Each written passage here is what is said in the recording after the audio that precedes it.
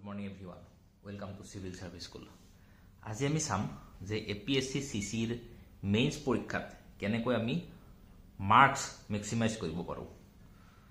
আমি প্ৰধানকৈ মন দিব লাগিব GS 1 to GS 5 আৰু এইটো ভিডিঅ'ত যিখিনি আলোচনা কৰিম হেতু হলগৈ প্ৰধানকৈ GS 1 GS 2 GS 3 and GS 5 মানে আসাম ৰিলেটেড পেপাৰ এইকেইখনত কেনেকৈ আমি মাৰ্কস মেক্সিমাইজ কৰিব পাৰিম। এইখিনি সময়ত আসলতে বেছি পঢ়ি লাভ নাই আৰু বেছি মক টেষ্ট দিও লাভ নাই। মেইন ইম্পৰ্টেন্টটো হল কি যে আমি কন্টেন্ট এনৰিচ কৰিব লাগে, যে আমি আনসাৰ ৰাইটিং কৰিম বা মেইন টপিক বিলাক চাম, যে কোনবিলাক টপিকৰ ওপৰত আমি পঢ়িব লাগিব সেইবিলাক টপিক আমি চাম। টপিক বিলাক কেনেকৈ চাম?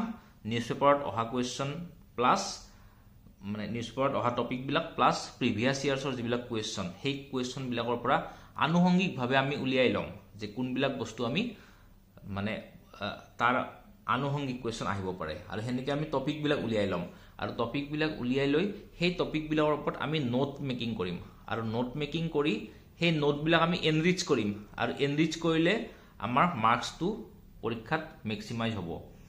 কিন্তু মক টেষ্ট দিও লাভ নাই।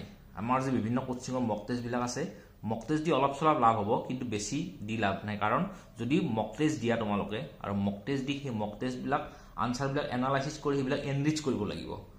আৰু সবতকৈ বেষ্ট অপশনটো হৈছে কি যে নিজে নোটস বনোৱা, টপিক উলিওৱা, যে প্ৰতিখন পেপাৰৰ কমেও 100 টপিকস উলিওৱা প্ৰতিখন পেপাৰৰ আৰু 100 টপিকস উলিয়াই সেই 100 টপিকসৰ ওপৰত নোটস বনাই লোৱা আৰু সেই নোটস বিলাকত কি থাকিব লাগিব? নোটস বিলাকত থাকিব লাগিব কিছুমান বস্তু আৰু সেই বস্তুবিলাক হল কি যে এটা হলগে কিওয়াৰ্ড। এই কিওয়াৰ্ডে আমাৰ পৰীক্ষাত মাৰ্কস মেক্সিমাইজ কৰে। কিওয়াৰ্ড বিলাক কেনেকুৱা হ'ব পাৰে? যেনেকৈ আমাৰ কমন বা ডিফাৰেন্সিয়েটেড ৰেসপন্সিবিলিটি CDR,